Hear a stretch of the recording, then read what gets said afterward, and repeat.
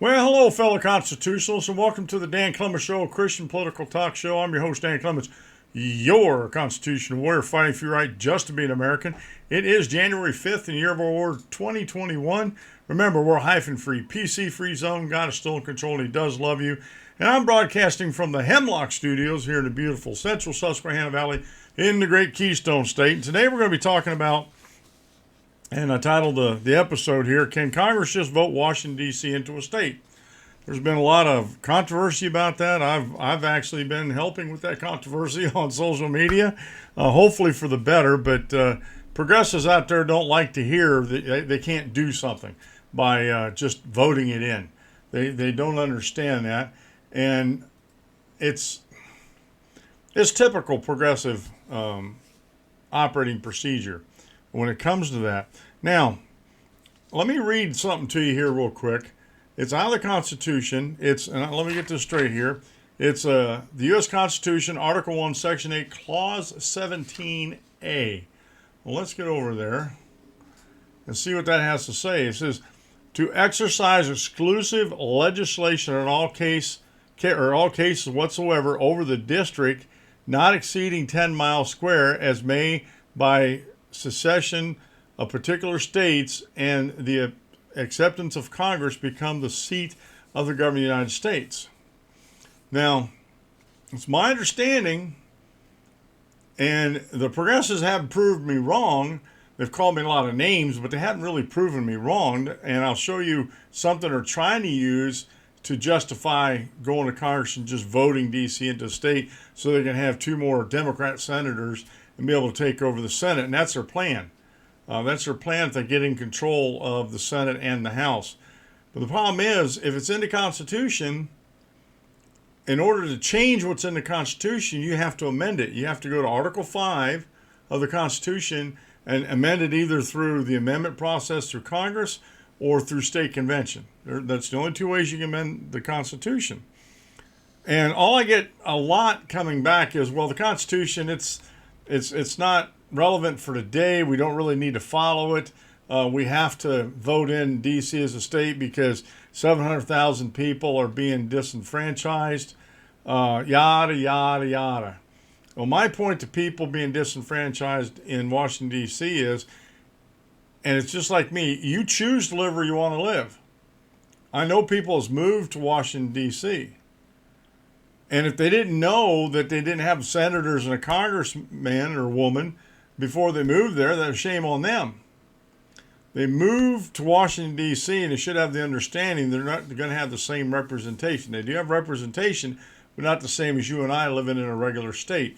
And you have to remember that the states actually created the federal government. They created the federal government. A lot of people don't understand that either, especially progressives. They don't believe that. They believe the federal government created the states. They believe the federal government grants us our rights. They haven't read the Declaration of Independence. They haven't read a lot of our founding documents because it doesn't fit with their narrative at all. So what they fall back on is, let me get over to that for you. It's called the Residence Bill, or the Residence Act now, since Washington signed it in. This is July 1st, 1790. I'm just going to read the first paragraph for you. Make sure I get it on the screen there for you. Be it enacted by the Senate and House of Representatives of the United States of America in Congress assembled, that a district of territory not exceeding 10 square miles to be located as hereafter directed on the river Potomac at some place between the mouths of the eastern branch and the Conochecu, be at the same is hereby accepted for the permanent seat of the government of the United States, provided nevertheless that the operation of the laws of the state within such district shall not be affected by this acceptance until the time fixed for the removal of the government thereto, and until Congress shall otherwise by law provide. All Congress can do here, they can move it if they want to, but this, they'd have to change this bill. They have to vote on this bill, and I don't think they have enough people in Congress to do that. I could be wrong. but they can change the governance. And you go down through this, and I have a link to this residence bill. But what they're trying to do, what progressives are trying to do, is they're trying to change D.C. just on a whim, saying, "Oh, we just voted in." This act does not give them any authority to do that. Like I said, they can move it if they want, but I don't think, I think anybody takes the Supreme Court, I think the Supreme Court's going to tell them that that's just not going to happen, because all the expense and everything. You got the White House, you got the Capitol, you got the other federal buildings there. You have some bureaucracies. You could move out and rent some space to corporations or something, or I'm going to tweak. I shouldn't say this, but I'm going to. Or lease them to Donald Trump so he can make more hotels. I digress. So, folks, I just want you to understand, and this is maybe I'm making this too simple. I hope I'm not. And I know I'm pretty sure I'm in the right here, because, like I said in the beginning, I just want to reemphasize this. If it's written in the Constitution, the only way you can change that is if you amend the Constitution. And I don't care what the progressive says, the Constitution is still in force. The genius of the Constitution was they limited the scope of the Constitution to the federal government. And it is still applicable today. It is still relevant today for the federal government that the states created through the Constitution.